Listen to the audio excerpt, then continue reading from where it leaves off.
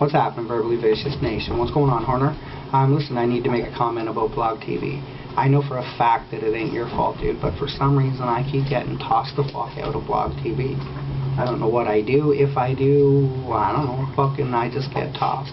Anyway, I wanted to make a video in reference to Daryl Horner's video on legalizing weed, which I'm a big supporter of.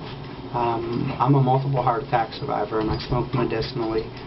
The damage done to the heart by the heart attacks I've had induces pain with every beat of my heart. I can count them just by the little pinches I feel. And for some stupid reason I can't get morphine to work, and perks won't work, although I fucking hate stuff like that. I've never really liked pills. So I say legalize it. Absolutely. I know that they're going to govern the shit out of it. And unfortunately I believe that they'll tax the shit out of it. The one problem with giving the government access to a commodity like weed is, like everything else that they've got their fucking hands in, they tax the fuck out of it. It's pennies. Pennies to make a pack of cigarettes. Well, look how much you pay for them. Ours are almost $8 fucking a pack for the cheap shitty kind in this country. $8, dude, for fucking cigarettes. My dogs are going fucking crazy. I don't know if you can see that in the background, but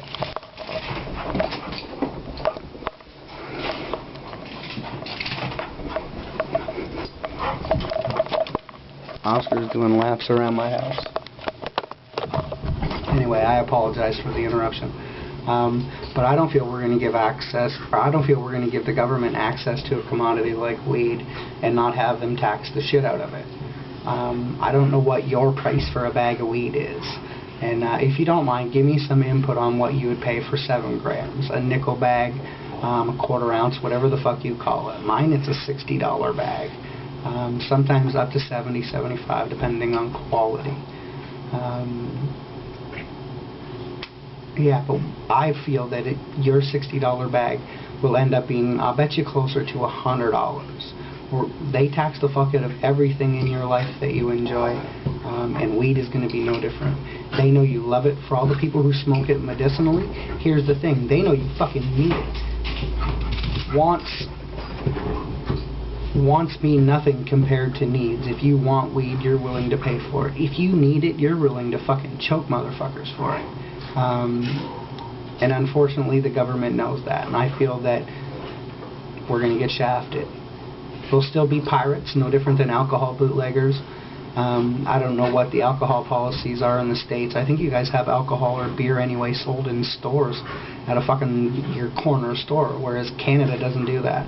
The province of Quebec does. They sell alcohol in stores. But not my province. That shit doesn't happen.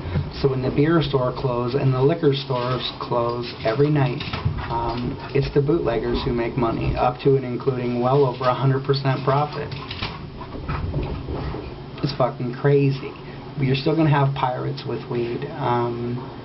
You'll never get rid of them because of the fact that the government is going to make it so fucking expensive that the same dude who sells it for $60 now, he can fucking sell it now for $70, $75, even for bullshit, and still make it competitive towards the government.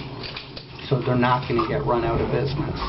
It's unfortunate, but it's true. That's my opinion anyway. It might not be infallible, but that's my opinion, that we're going to get fucked in the long run because of it. You may not have to sit waiting for a bail hearing because you get caught with a nickel bag and shit like that, and that'll be good. At least decriminalize it. Legalizing it is a whole different avenue than decriminalizing it. Canada tried to decriminalize it in the early 2000, maybe 2001 timeline, where you could walk down the street, dude, and if you got saw with a bag of weed, you might get a fine. They might take your shit, but in no way, shape, or form is that cop going to handcuff you for it and drag you away from whatever the fuck you were doing. In London, Ontario, as God is my witness, I have sat there and smoked weed in a little place called the Happy Hippie Hemp Cafe.